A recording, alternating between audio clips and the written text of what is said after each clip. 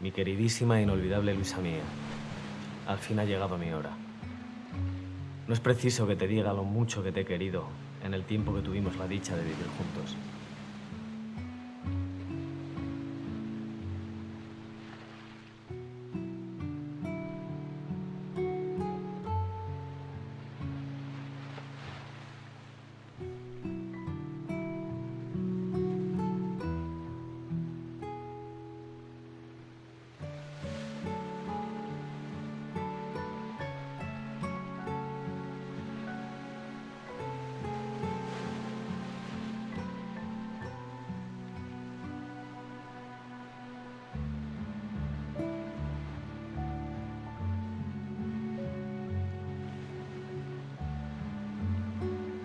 Te he amado profundamente hasta este último momento. Tú has ocupado junto a nuestros hijos de Anilín y Juanito el lugar más preferente que en el corazón tenemos. Escribo a Isabel y los niños cartas por separado. Esta tú la leerás cuando haya reposado tu sistema nervioso, frágil por los sufrimientos.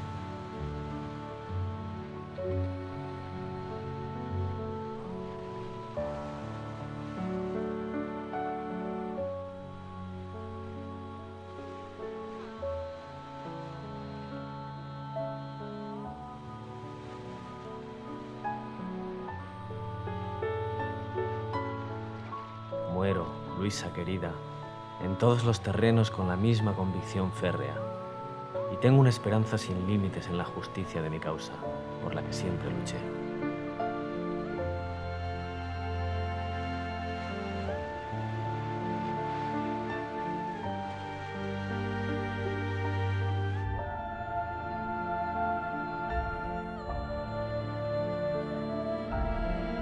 Prepárense para cargar.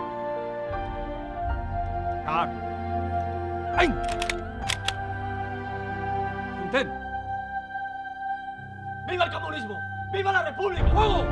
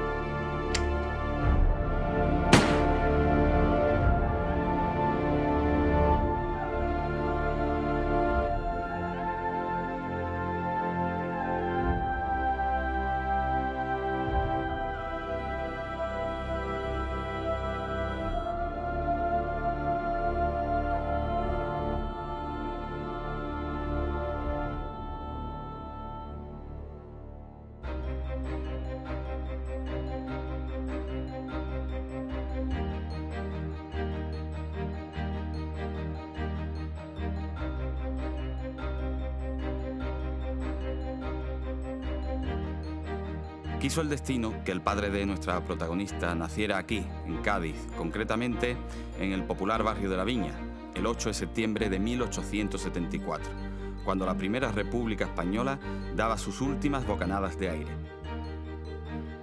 A principios del siglo XX, Francisco comenzó a labrarse su futuro.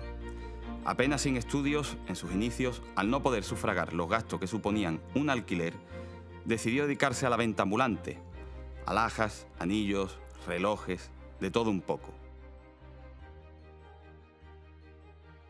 Él se paseaba por Cádiz con una pequeña caja en la cual pues iba mostrando relojes, alhajas, joyas varias, pero suponemos que para prosperar en esa vida de comerciante, pues marchó a hacer lo que se solía decir, hacer las Américas.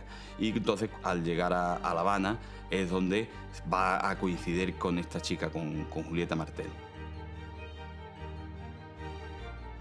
Francisco Rendón, ya instalado en La Habana, paseándose por esas calles de La Habana con esa caja que llevaba sobre su pecho con los anillos y las alhajas y demás, pues un día paseando por delante de esas fincas de gente adinerada, por aquellos palacetes de La Habana, pues escuchó pues como un piano, ¿no? Sonaba la música de un piano, él se detuvo miró hacia dentro de la finca y vio a una joven bella que estaba allí pues tocando el piano, que bueno, resultó ser Julieta Martel.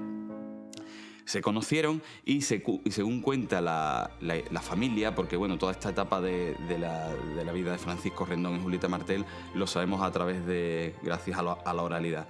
Pues parece ser que se conocieron, pero la familia de ella, que era una familia adinerada, no estaba a favor de esa relación. Es decir, que la hija de la familia adinerada Martel pues tuviera una relación con un pobre comerciante como era Francisco Rendón. A ellos eso pues no les importó y bueno, siguieron la relación adelante. Poco después de establecerse el matrimonio en La Habana y tras el alumbramiento de sus 2 hijas, las malas condiciones de vida y la débil salud de la madre de Luisa, Julieta Martel, le pasan factura y muere de pulmonía en 1911. La vida de Francisco, con 2 niñas pequeñas a su cargo, no tuvo que ser nada fácil. Aún así, parece ser que ellos pues terminan casándose y terminan yéndose a vivir a una casa que según los recuerdos familiares era muy humilde. Es decir, Julieta Martel pasó de vivir en una casa, parece ser que palaciega, con una entrada grande, con jardines, con incluso fuentes, con peces de colores. Ese es uno de los recuerdos que mantuvo siempre de infancia María Luisa Rendón. Pues pasaron de eso a vivir en una casa bastante pobre, donde vivía Francisco, donde vivía Julieta y donde vivía incluso una de las sirvientas de la familia Martel, que había sido, digamos, la que había criado a Julieta y marchó con ellos. Pero uno de los recuerdos de María Luisa nos habla de una casa tan humilde que el suelo, ni siquiera el suelo, parece ser que era de piedra. Allí suponemos que nació Milagros, la primera hija del matrimonio, en 1907, y allí nació un 13 de septiembre de 1909 María Luisa Rendón.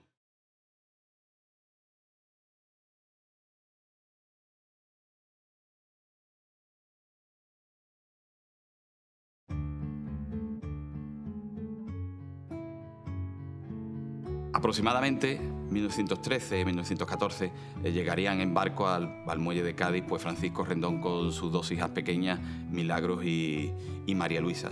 Y lo primero que va a hacer Francisco Rendón, que además creemos que traía una situación económica mejor que con la que se fue, pues por un lado fue montar una pequeña y primigenia platería, parece ser que en la calle Cristóbal Colón, eso por un lado, y por otro, pues matricular a sus 2 hijas, a Milagros y María Luisa, pues en uno de los mejores colegios que había entonces en Cádiz, que era un colegio que había en la calle Costa Rica de las Hermanas del Rebaño de María.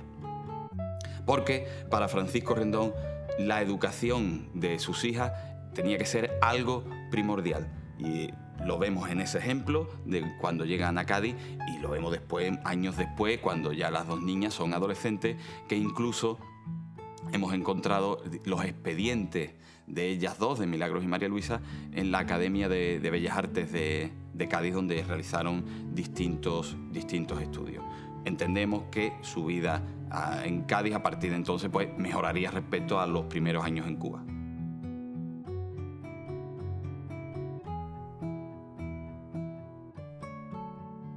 Una de las personas que marca un antes y un después, según recuerdos familiares, en la vida en la infancia de María Luisa Rendón, es una señora que desconocemos su apellido, pero se llamaba Francisca. ¿Quién era Francisca? Francisca era, bueno, pues una señora que tenía un puesto en la Plaza de Abastos, en el mercado de Cádiz, y es una señora con la que Francisco Rendón va a tener una relación. Él llega a Cádiz viudo y va a tener una relación con esta señora, y al parecer María Luisa, siendo muy pequeña, le coge mucho aprecio, mucho cariño. Tanto es así que él le llama Mamá Paca.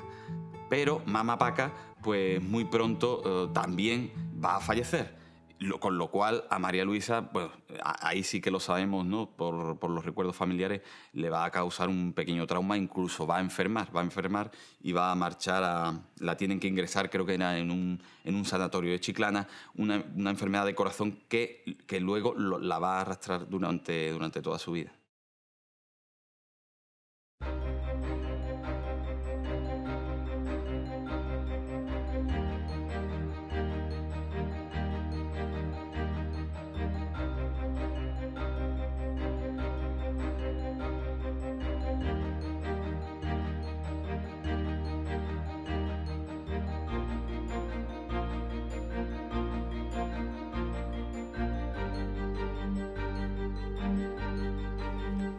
Daniel Ortega terminó magisterio en Madrid en 1919 y en la universidad entra en contacto con jóvenes socialistas muy activos. Durante estos años, al calor de la revolución bolchevique rusa, las juventudes socialistas se van escindiendo hasta convertirse en el germen de lo que será posteriormente el Partido Comunista. En el segundo congreso, en julio de 1923, Daniel Ortega ya formó parte como vocal del nuevo Comité Central.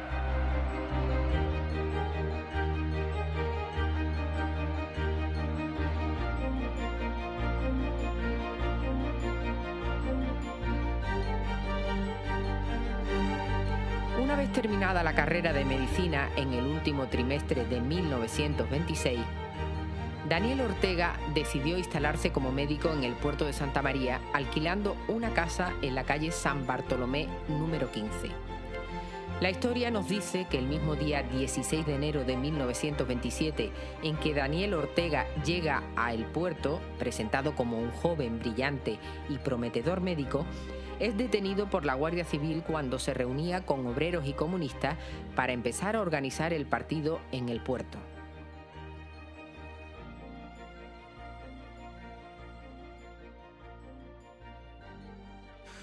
Bueno, pues sobre Luisa, muchos documentos no existen que nos hable de esa época en la que ella llega aquí al puerto. Pero algunas cositas sí hemos encontrado y nos sitúa un poco. Por ejemplo, tenemos los datos del padrón de 1930 y de 1935, donde se certifica y se constata que Luisa está viviendo en el año 30 en la calle San Bartolomé número 15, ya con su primer hijo, con Daniel, y con su marido. Por ejemplo, en el año 35 también se constata fidedignamente que está viviendo en Santa Lucía 18, con su segundo hijo ya que nació en 1933 y con su marido y su primer hijo. Y hay una cosa que es importante en el padrón de 1935 porque te dice que Luisa lleva 8 años viviendo en el puerto y Daniel lleva 9 años. Entonces eso se corresponde con algunos datos que tenemos de que Daniel es el primero que se instala aquí en el puerto en el año 27, en el mes de enero. Y un dato que hemos descubierto en las cartas de Daniel, que le dice a ella y le recuerda que estuvo viviendo en una casa, él dice, la de Blandino, antes de vivir ellos juntos. No tenemos constancia de que esa casa sea tal calle ni tal número y prácticamente es imposible descubrirla. Pero sí parece ser que la secuencia es que Daniel se instala primero aquí. Yo supongo que Luisa, cuando cumple 18 años, en septiembre del 27, se viene a vivir con él. Y el siguiente dato que tenemos registrado es el certificado de su matrimonio, que es en Cádiz, en junio de 1928. Suponemos que es en Cádiz porque allí vive el padre de Luisa, su hermana, vive el padre de Daniel, el hermano más pequeño de los tres. Y yo entiendo que se van allí para casarse en el distrito de Santa Cruz porque está toda la familia, aquí todavía no tenía muchos conocidos. Hay constancia del viaje de novios que hacen ellos para Barcelona. Antes hacen una pequeña estancia en Sevilla y en Madrid. Lo de Barcelona hay constancia de una carta donde ella escribe que desde su celda está viendo el Tibidabo allí a lo lejos y está recordando esos días tan felices que pasaron en aquel viaje. Más cosas que tenemos constancia, aparte de la inscripción en el registro civil, tanto del primer hijo que no se bautizan, sino que su padre lo escribe en el registro civil, ahí en la Plaza Peral. Tanto en el año 29 del primero como en el 33 del segundo. Otro dato que podemos decir de estos primeros años es, por ejemplo, hay una foto del año 33 donde ya sabemos que Mercedes Gatica Arias, que vivía aquí en el puerto, en la calle Rivera 32, al menos desde esa fecha es ya una mujer que trabaja en su casa, que cuida a sus hijos y que pasando todos los años pues será de las mejores amigas de ella, la cuidará en la cárcel, militará en las Juventudes Comunistas con Luisa.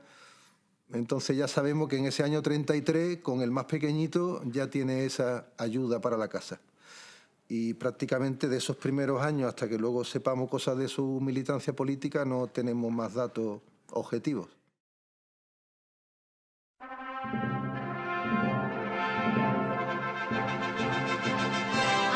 El 14 de abril de 1931, como en el resto de municipios españoles, en el puerto de Santa María también tuvo lugar un movimiento de las fuerzas obreras y republicanas para proclamar la Segunda República. Un nutrido grupo de trabajadores y trabajadoras de la candidatura del Bloque Obrero Campesino, con Daniel Ortega a la cabeza y precedido del Bloque Republicano, se dirigieron a la plaza del Ayuntamiento dentro de un ambiente festivo. Abría la marcha una banda de música y un manifestante portaba la bandera tricolor.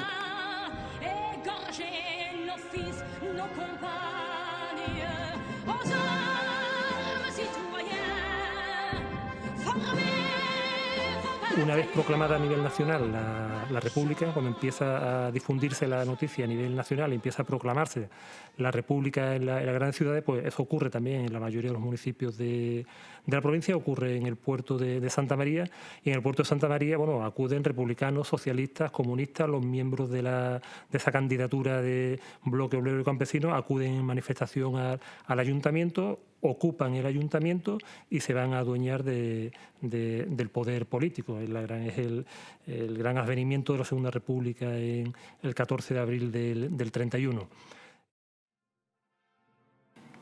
No tenemos constancia documental de que Luisa Rendón estuviera en esta manifestación, pero el grupo de mujeres trabajadoras de oficios varios que ella impulsó ya se había organizado en el puerto, por lo que es de suponer que estaría presente en este momento histórico, a pesar de que su primer hijo, Danielín, contara ya con 2 años.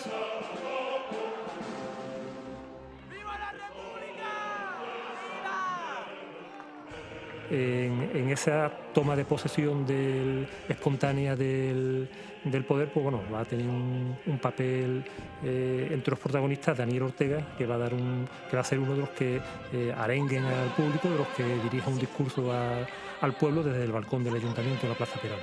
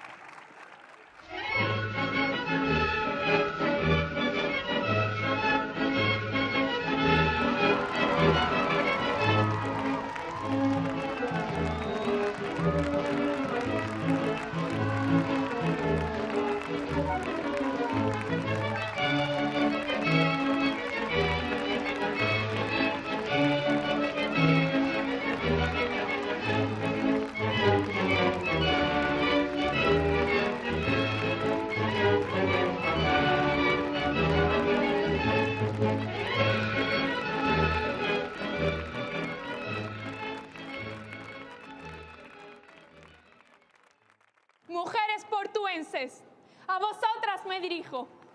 Es la primera vez que una mujer os habla desde este balcón y ojalá que no sea la última. La lucha será larga. Todavía tenemos que conseguir grandes avances en nuestras filas. Y lo primero de todo tiene que ser nuestro voto. Esta república la han traído en su mayor parte los hombres. pero solo será fructífera si conseguimos ese voto que nos corresponde por derecho. Porque las mujeres también somos personas. No somos ni más ni menos importantes que los hombres. Somos iguales. Por eso queremos tener el derecho a decidir. Aunque no solo debemos conformarnos con eso, ni debemos perder el tiempo en rivalizar contra los hombres. Nuestra lucha también está en la calle, al lado de nuestros compañeros. Queremos votar, pero también queremos trabajo digno y salarios justos. No podemos seguir siendo semiesclavas en las manos de patronos, caciques y señores. Compañeras, demostrad con vuestra actitud que somos capaces de luchar. ¡Viva la Organización Obrera Femenina! ¡Viva! ¡Viva España y viva la República! ¡Viva! Sigamos luchando por la libertad. ¡Viva la libertad! Ortuenses, estamos viviendo un momento histórico. A estas horas, el rey Alfonso XIII va camino del exilio. Y desde que esta mañana se proclamara la República en el Ayuntamiento de Éibar, otros numerosos pueblos y ciudades se han ido sumando a esta nueva forma de gobierno. Desde esta tarde, la bandera tricolor ondea en la Plaza Cibeles de Madrid, en el edificio de Correos, donde hace menos de una hora se ha constituido el Gobierno Provisional de la República. ¡Viva la República! ¡Viva!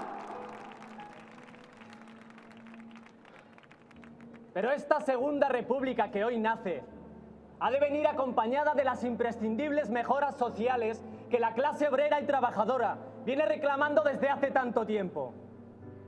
Esta república no puede satisfacer únicamente a la burguesía y a los patronos. Esta república de hoy ha de elevar el nivel de vida y de cultura de la sociedad trabajadora. Por eso no debemos bajar la guardia. Por eso tenemos que seguir luchando y reivindicando en las calles y en los tajos. Tenemos el deber y la obligación de convertir esta república de la burguesía de hoy en la república de los trabajadores del mañana. Por eso,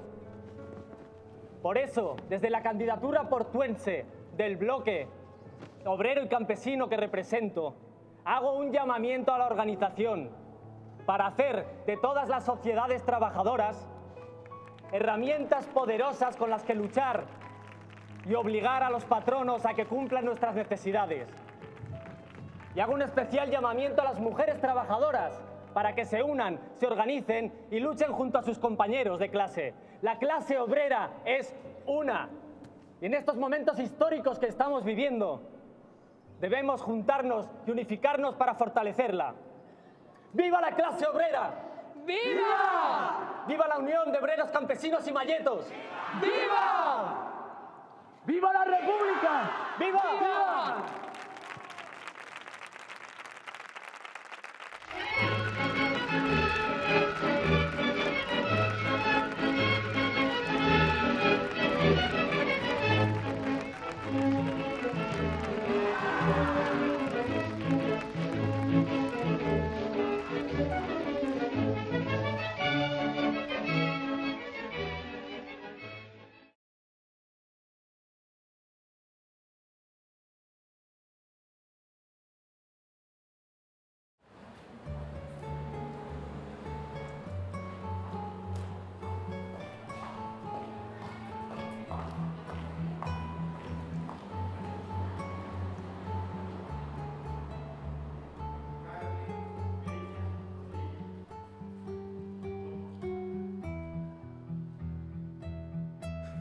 En general, yo pienso que la Segunda República, supone un periodo de libertades muy grande comparado con la dictadura anterior.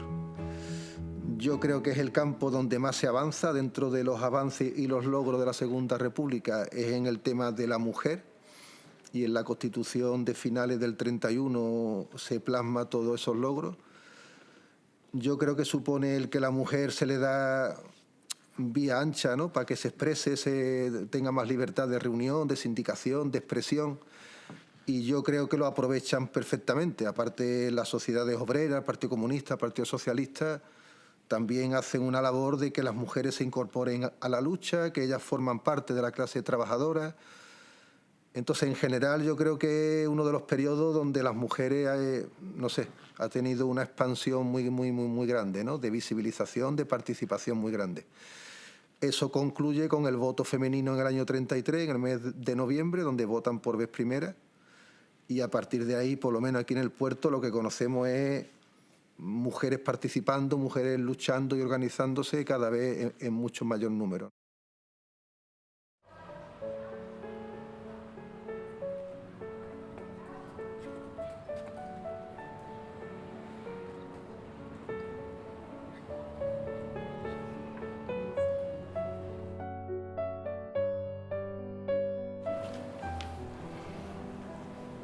En este momento tan importante de la historia de España, me van a permitir que les diga unas breves palabras. Josefa, que tengo aquí a mi lado, desde el balcón del ayuntamiento, nos animó a que nos organizáramos y que lucháramos por nuestro voto. Pues bien, nos ha costado 2 años, pero juntas lo hemos conseguido. En este momento histórico, quiero dar las gracias a la diputada Clara Campoamor por luchar sin descanso para conseguir el sufragio universal o voto femenino, incluso oponiéndose a la opinión de muchos de su propio partido. Y también porque sea nuestra voz en las Cortes de España. Quiero decirles que esto es solo el principio. Debemos seguir luchando en la calle. Tenemos muchos más derechos que conseguir. ¡Viva la libertad y viva la República! ¡Viva!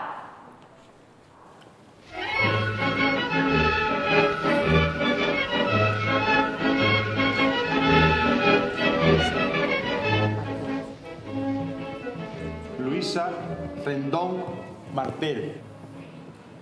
Vota.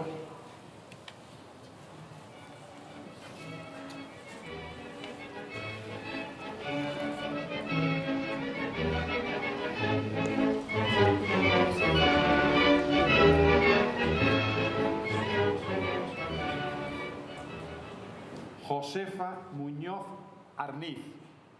Vota.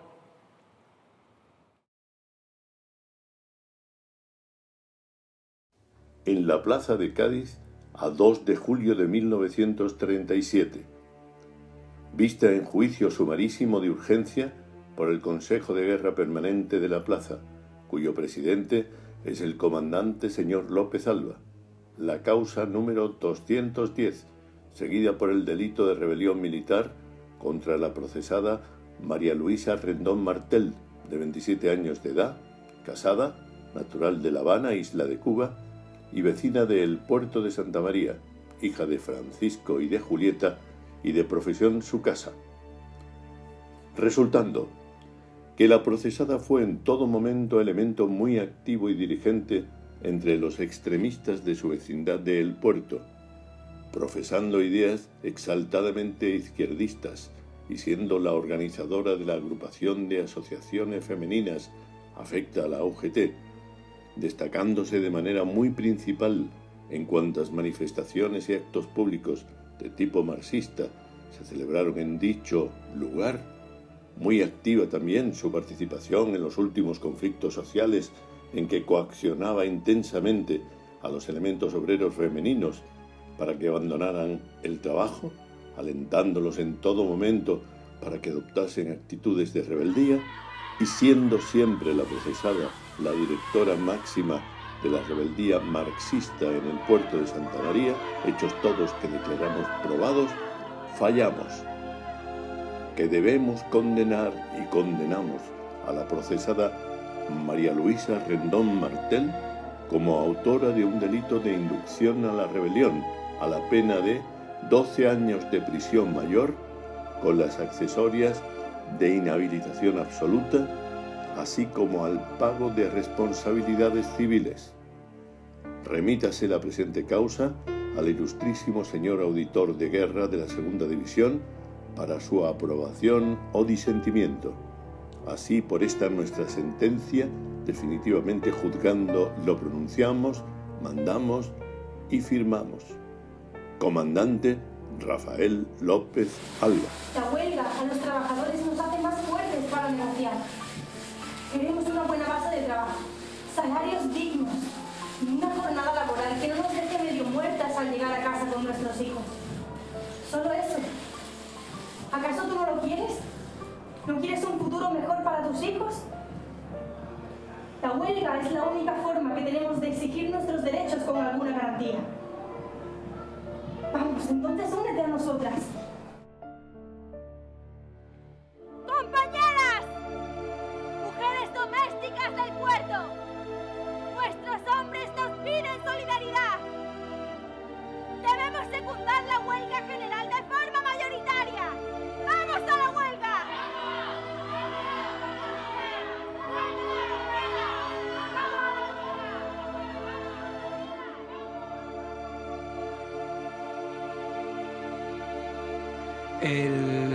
El caso de María Luisa Rendón, la persecución de los golpistas de María Luisa Rendón, adquiere por unas especiales características por dos razones. Primero y fundamental, por ser mujer. Los golpistas van a perseguir a las mujeres de una forma muy específica, incluso se podría llegar a hablar de que existe un tipo de represión específica de la mujer, muy diferente de la de los hombres. Y en segundo lugar, María Luisa Rendón es perseguida por ser quien es decir, es una conocida mujer aquí en el puerto, la esposa de Daniel Ortega, médico destacado de esta ciudad, dirigente del partido y fundador del Partido Comunista y de importante militante en el societarismo obrero de la ciudad. Por lo tanto, hay dos grandes razones para que los golpistas persiguieran a María Luisa Rendón, y de ahí que una vez que María Luisa Rendón logra sobrevivir a la matanza que se produce durante la segunda mitad del año 36, es decir, desde el golpe de Estado hasta comienzos del año 37, en la cual son centenares de personas las que son asesinadas en la bahía, simplemente aplicándole lo que los golpistas llaman por aplicación de bando de guerra. María Luisa Rendón, por una circunstancia muy particular y específica, termina llegando a lo que se va a poner en marcha a partir de marzo de 1937, que son una especie de juicios, no se le puede llamar como tal juicios, pero sí tienen la forma de justicia militar. Hay un juez instructor, hay unas declaraciones indagatorias, hay un tribunal, hay una sentencia, etcétera, aunque en realidad lo que esa justicia, la justicia del terror, pretende es continuar aplicando la represión y creando el miedo, el terror en la sociedad. Y en el caso de Luisa Rendón es muy claro, puesto que a María Luisa Rendón no le pueden acusar prácticamente de nada, salvo de ser la mujer de quien era, de ser una militante dentro del societarismo obrero, especialmente del femenino en la ciudad, y finalmente pues lo que van a hacer va a ser condenarle a una fuerte pena de prisión. El Consejo de Guerra de María Luisa Rendón va a estar basado, por un lado, en su papel, digamos, de pervertidora de la población portuense, en especial de las mujeres y de los niños. Ella, una mujer de una cierta posición social, pues se dedica a infundir, entre comillas, malas ideas a la población y por lo tanto debe pagar por ello. María Luisa estuvo encarcelada durante 7 años. 7 años en los que pasó por las cárceles del puerto de Santa María, la prisión de partido, la provincial de Cádiz y las cárceles de mujeres de Gerona, Barcelona, Alcalá de Henares, Guadalajara y Las Ventas, que fue donde obtuvo la libertad en agosto de 1943. Si ella hubiese cumplido la condena completa, no habría salido de la cárcel hasta 1948. Pero era tal la congestión que había, la saturación que había en las cárceles españolas en esos primeros años de la posguerra, que el franquismo creó una serie de mecanismos para reducir el tiempo de cumplimiento de condenas y permitió que presos que habían sido condenados a penas de 14, de 20, incluso de 30 años, pues que recuperaran la libertad a mediados de la década de los 40. María Luisa en realidad podría, con la legislación sobre libertad vigilada que había en ese momento, podría haber recuperado la libertad en el año 41. Pero hubo un impedimento importante, era que no se concedía la libertad condicional si no había un visto bueno, si no había un informe favorable de las autoridades locales. Y a María Luisa ese visto bueno, digamos, ese informe favorable, se le niega sistemáticamente.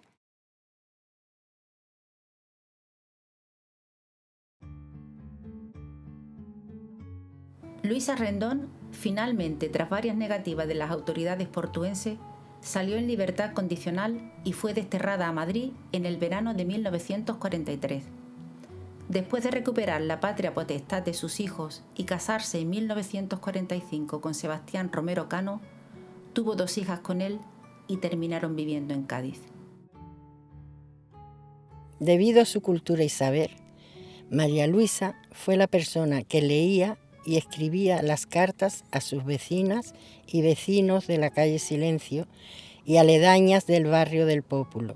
Además, nunca abandonó su oficio de enfermera e incluso hizo de comadrona con las mujeres del barrio.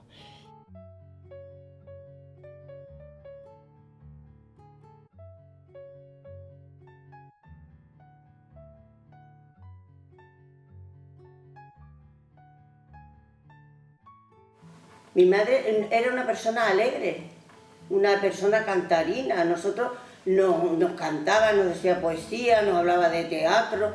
Era una persona con una cultura en aquel entonces que la gente no estaba tan preparada. Mi madre era una persona muy avanzada a su edad.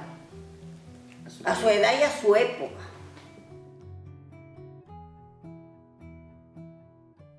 Pasó el resto de sus días haciendo el bien a todos ellos. El 4 de enero de 1981, tras una recaída de la enfermedad del corazón que padecía, falleció en el Hospital de San Juan de Dios.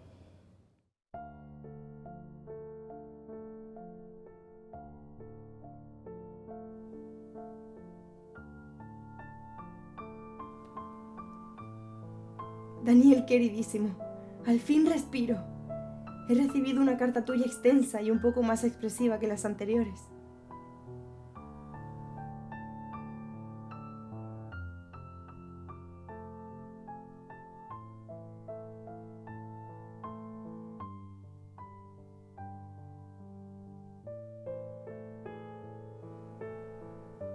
Me paso horas enteras mirando el Tibidabo desde mi petate y soñando despierta. A mi salida de aquí, cuántos recuerdos gratos traerá a mi memoria este Barcelona, donde derrochamos tanta felicidad en el año 28, nuestro viaje de bodas. El día 28 pasado hizo 13 años. Me parece mentira que después de tanto tiempo y de lo mucho que hemos sufrido, conservemos la ilusión de aquel tiempo.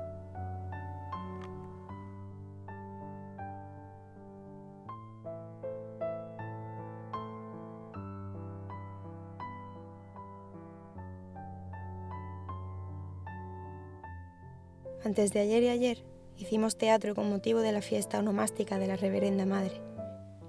Y yo en los entreactos canté, acompañada de una compañera, la serenata de Schubert. Y recité el parque de María Luisa, que gustó mucho y me hicieron repetir.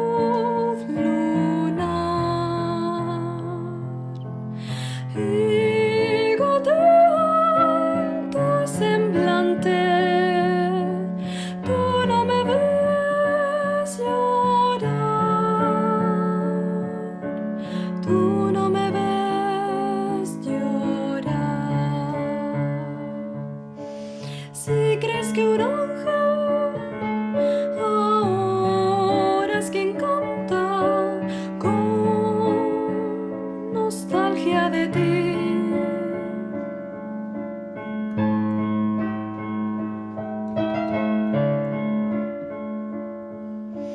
Su canción que te encanta me llama por ti.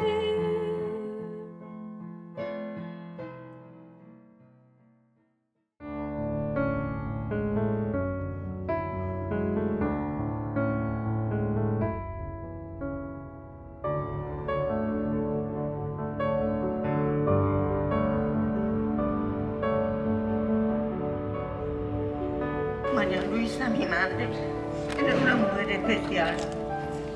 Tanto fue así que nos ocultó muchas cosas de su vida para que nunca nos viéramos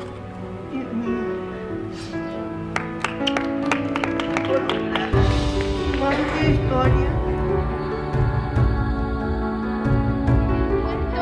Que viviste lo que imaginamos serían los años más intensos y plenos de tu vida. 1981. Vivió en el puerto entre 1927 y 1936 y sufrió una cruel represión tras el golpe franquista del 18 de julio por su vida política y por su condición de mujer. 8 de marzo de 2000.